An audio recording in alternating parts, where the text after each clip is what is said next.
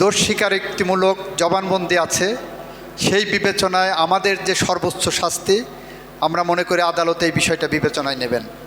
সরকারের হাতে যতটুকু সময়, যতটুকু ক্ষমতা আছে সেই ক্ষমতা সরকার প্রয়োগ করেছেন।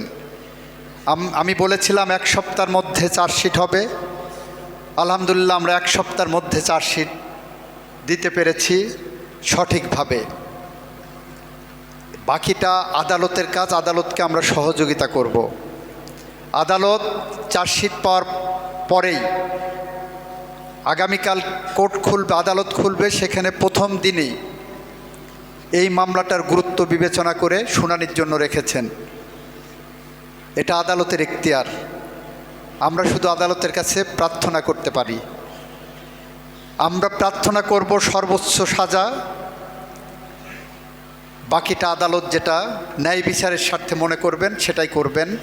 তবে আমি মনে করি যে যেরকম সাক্ষ্য প্রমাণ আছে, আসামির দোষ স্বীকারোক্তিমূলক জবানবন্দি আছে, সেই বিবেচনায় আমাদের যে সর্বোচ্চ শাস্তি, আমরা মনে করি আদালত এই বিষয়টা বিবেচনায় নেবেন। একটি হলো সংবিধান সংশোধনের কমিটিতে বিরোধী দল কোনো নাম দিয়েছে কিনা বা কোনো মতামত পেয়েছেন কিনা, এখনও পাইনি। আমরা লাস্ট সেশনের আগে বিরোধী দলের সাথে কথা বলেছিলাম। আমরা বলেছিলাম 17 সদস্য বিশিষ্ট একটা সংবিধান সংশোধন কমিটি করতে চাই।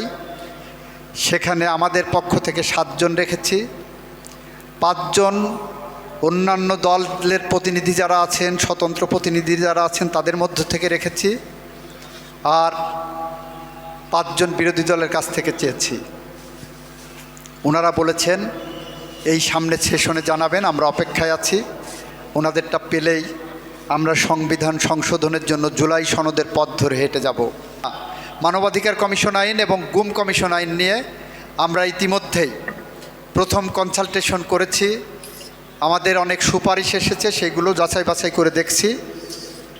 আমরা পর্যায়ক্রমিকভাবে একটার পর একটা যাচাই বাছাই করে যত দ্রুততম সময়ের মধ্যে সম্ভব হয় বাস্তবতার নিরীক্ষে আমরা সেইগুলোকে সামনের কাতারে নিয়ে আসব।